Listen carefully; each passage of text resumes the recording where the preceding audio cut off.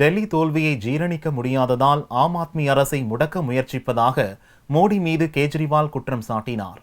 ஆம் ஆத்மி அரசு தன் கட்சி எம்எல்ஏக்கள் 21 பேரை பார்லிமெண்டரி செயலாளர்களாக கடந்த ஆண்டு நியமித்தது. இது ஆதாயம் தரும் பதவி என்பதால் ஆதாயம் தரும் பதவிகளில் இருந்து பார்லிமெண்டரி செயலாளர் பதவிக்கு விலக்களிக்கும் மசோதாவை டெல்லி சட்டசபையில் நிறைவேற்றி ஜனாதிபதி ஒப்புதலுக்கு அனுப்பி வைக்கப்பட்டது. ஆனால் அம்மசோதாவுக்கு பிரணாப் முகர்ஜி ஒப்புதல் அளிக்க மறுத்துவிட்டார். அரசியலமைப்பு சட்டப்படி ஒருவர் 2 பதவி வகிப்பது சட்டவிரோதம் என்பதால் விதிமீறிய 21 எம்எல்ஏக்களை ஏன் தகுதி நீக்கம் செய்யக்கூடாது என்று தேர்தல் ஆணையம் சம்பந்தப்பட்டவர்களிடம் விளக்கம் கேட்டுள்ளது. இதனால் அவர்களது பதவி பறிபோகும் அபாயம் ஏற்பட்டுள்ள நிலையில் இது குறித்து முதல்வர் கேஜ்ரிவால் கூறுகையில், டெல்லி சட்டசபை தேர்தலில் தோல்வியை ஜீரணிக்க முடியாததால் ஆம் ஆத்மி அரசை செயல்பட விடாமல் பிரதமர் மோடி தடுப்பதாக கூறினார்.